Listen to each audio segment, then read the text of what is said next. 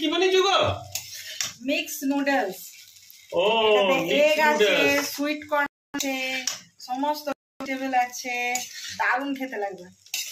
তোমাকে দিব। আরে লাল লাল টমেটো। এটা টমেটো। বাহ। আর আমাদের টবের হচ্ছে বিনস আছে।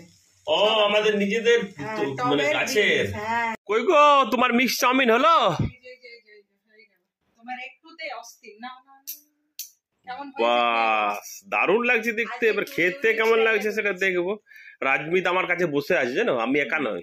ও গন্ধে রেডি হয়ে আছে যে মা নুডলস বানাচ্ছে। আমি বললাম একটু মিক্স নুডলস বানাবো। তো খেয়ে বলো কেমন হয়েছে টেস্টটা। খুব গরম আছে। দেখো নুন টুন সব ঠিক আছে। দারুণ।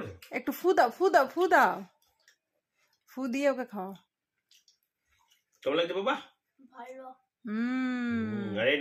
এটা তুমি প্রিয় জিনিস। সুইট কর্ন ইচ্ছা করে সেদিনে মল থেকে আনলাম না আমরা। সুইট কর্ন ডিম ওর খুব প্রিয়। আর সব ভেজিটেবলও দিয়েছি, কারণ শুধু ভেজিটেবল দিয়ে বানালে এরা নাক তুলে। ওই জন্য আমি বললাম একটু ডিম দিই আর একটু সুইট কর্ন দিই, দুটো এদের পছন্দ বাচ্চাগুলো।